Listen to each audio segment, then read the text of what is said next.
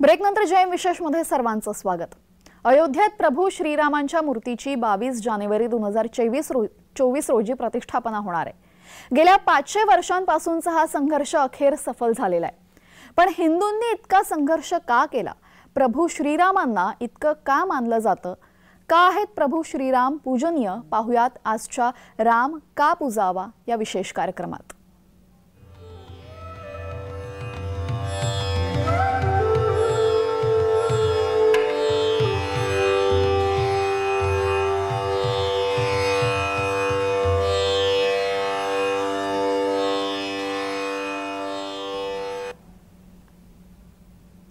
भगवान श्रीराम हे हजारो वर्षांपासून भारतीय मूल्यव्यवस्थेशी जोडलेले आहेत।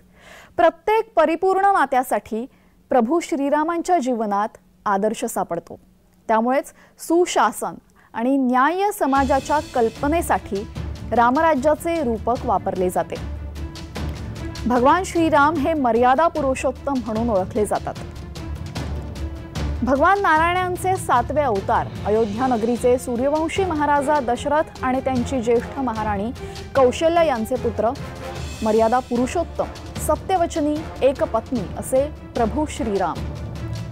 वडिलांच्या वचनाचं रक्षण करण्यासाठी प्रभू रामांनी 14 वर्षांचा वनवास आनंदाने स्वीकारला होता। अशा या प्रभू रामांना का पूजावे याचं उत्तर आज आपण शोधणार आहोत।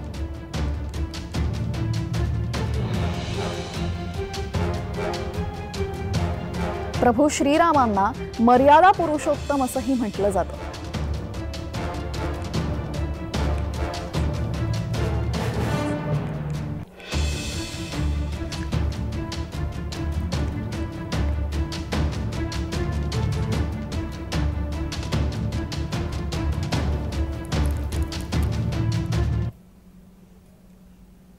तर याच संदर्भात चर्चा करण्यासाठी आज जय महाराष्ट्र सोबत जोडल्या गेलेल्या आहेत कीर्तनकार प्रज्ञा देशपांडेजी। प्रज्ञाताई, आपलं या कार्यक्रमामध्ये मनपूर्वक स्वागत। ताई, माझा सर्वात पहिला प्रश्न आहे, राम मर्यादा पुरुषोत्तम का आहेत? कारण प्रभू रामचंद्र हे मर्यादेचे आदर्श आहेत। वैयक्तिक पातळीवर प्रत्येक नात्यामध्ये कसं असायला पाहिजे आणि कसं असायला नको याचा नेमका आदर्श रामरायांनी पूर्ण चरित्रामध्ये त्यांच्या घालून दिलाय। अगदी मुलगा म्हणून असतील, मग त्यांची सावत्र आई असेल कैकेयी, तेव्हापासून ते सामान्य लोकांचा राजा म्हणून जेव्हा ते वावरतात, त्या प्रत्येक कृती मागे त्यांचा आदर्श म्हणूनच विचार करायला पाहिजे।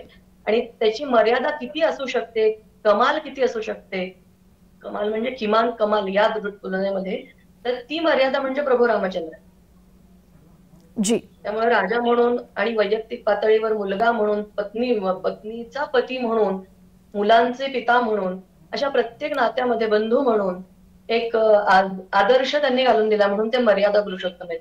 कारण त्यांनी कुठेही अविवेक केलेला नाहीये। म्हणजे मला कुठे राज्याभिषेक करायचा आणि मला तुरुंगात पाठवताय म्हणून माझ्याच वडिलांना मी तुरुंगात टाकावं अशी त्यांची वृत्ती कधीही झाली नाही।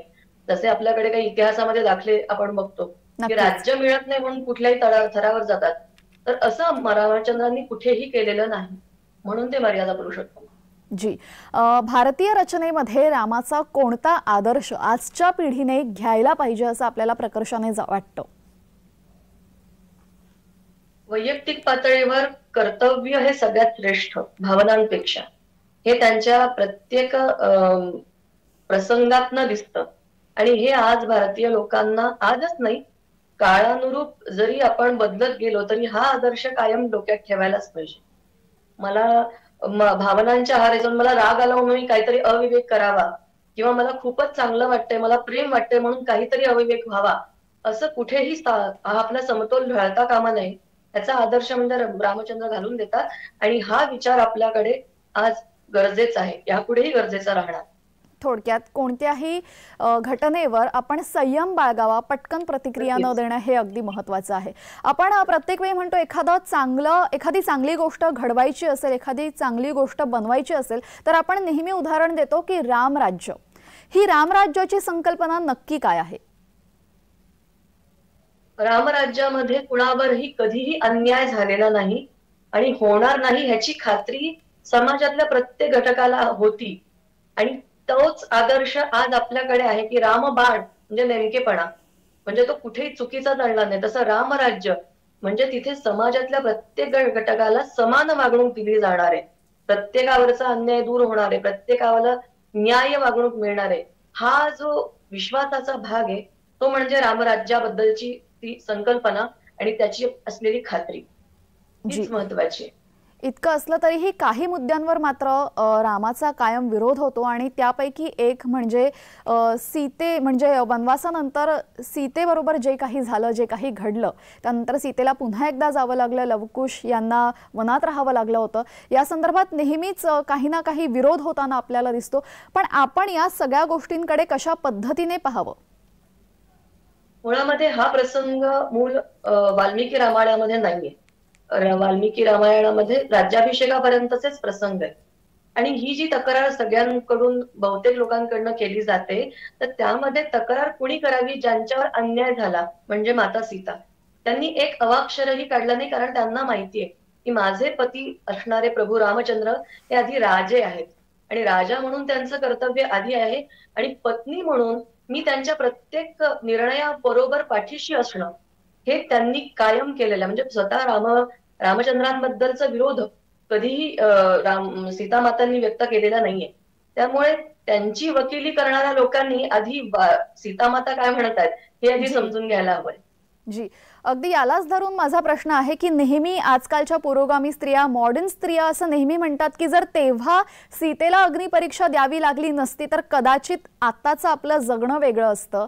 तर या तक्रारी संदर्भात आपलं काय मत आहे? नेहमीच असं म्हटलं जातं की जर तेव्हा सीता मातेने जर अग्निपरीक्षा दिली नसती, किंवा आपण बघतो की साधे पिक्चर घ्या, कोणत्या मराठी हिंदी सिरियल घ्या, त्यामध्ये सुद्धा हा प्रसंग अगदी सहजपणे टाकला जातो की तेव्हा सीतेने अग्निपरीक्षा दिली म्हणून मी आता अग्निपरीक्षा देईल असं नाही, असं नेहमी दाखवलं जातं.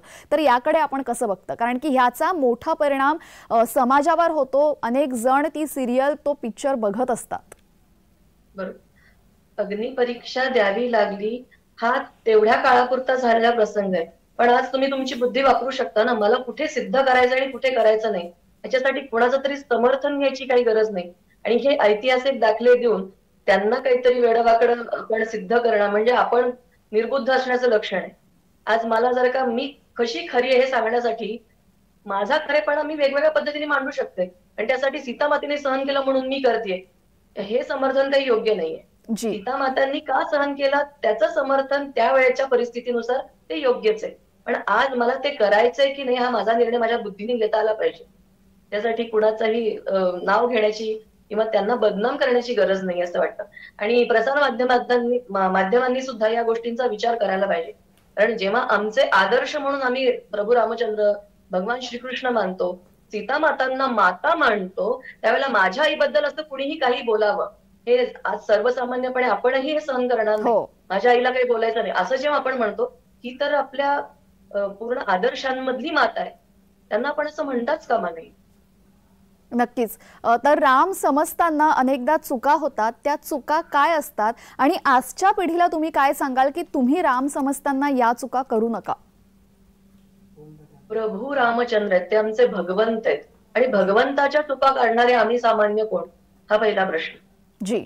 आणि जर आम्ही मानव म्हणून घेतलं तर ते महामानव आहेत, कुठले गुण नाहीयेत.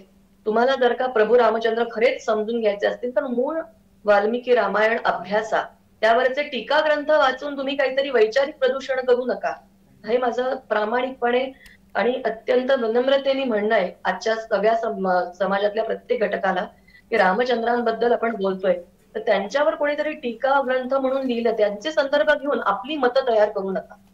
रामचंद्र समजून घ्यायचे, त्यांचे गुण समजून घ्यायचे, त्यांची वैशिष्ट्य समजून घ्यायची. तर मूळ ग्रंथकारांनी जी ग्रंथ रचना केली आहे त्याचा अभ्यास आधी नीट करा आणि मग बोला. आणि हे जे आक्षेप वगैरे आहेत ते सगळे उत्तरकांडामध्ये प्रक्षिप्त आहे, जे प्रक्षिप्त म्हणून आपण म्हणतो. आणि प्रक्षिप्त गोष्टींवर आपण विचार करण्याचं कारण नाहीये. वाल्मिकी रामायणात असं काही म्हटलंय का? जी.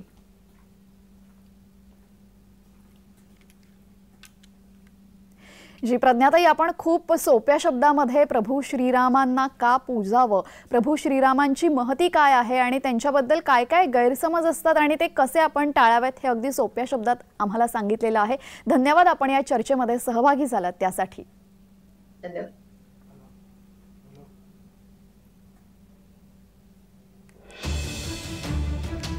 भगवान श्रीराम हे हजारो वर्षांपासून भारतीय मूल्यव्यवस्थेशी जोडलेले आहेत आणि प्रत्येक परिपूर्ण नात्यासाठी आपण नेहमीच प्रभू श्रीरामांच्या जीवनाचा आदर्श समोर ठेवत असतो। त्यामुळे सुशासन म्हणा आणि न्याय्य समाजाच्या कल्पनेसाठी आपण नेहमीच रामराज्याचं रूपक वापरतो।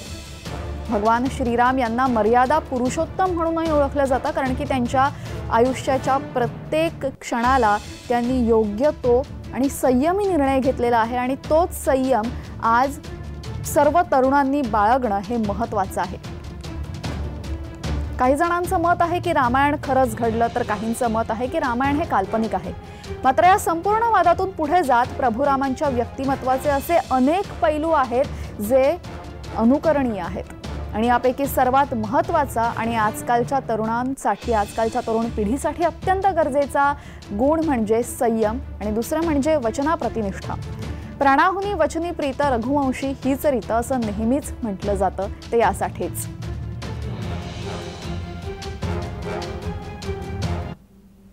यासह जैम विशेषमध्ये वेळ झालेली आहे। इथेच थांबण्याची सर्व प्रेक्षकांना जय महाराष्ट्र।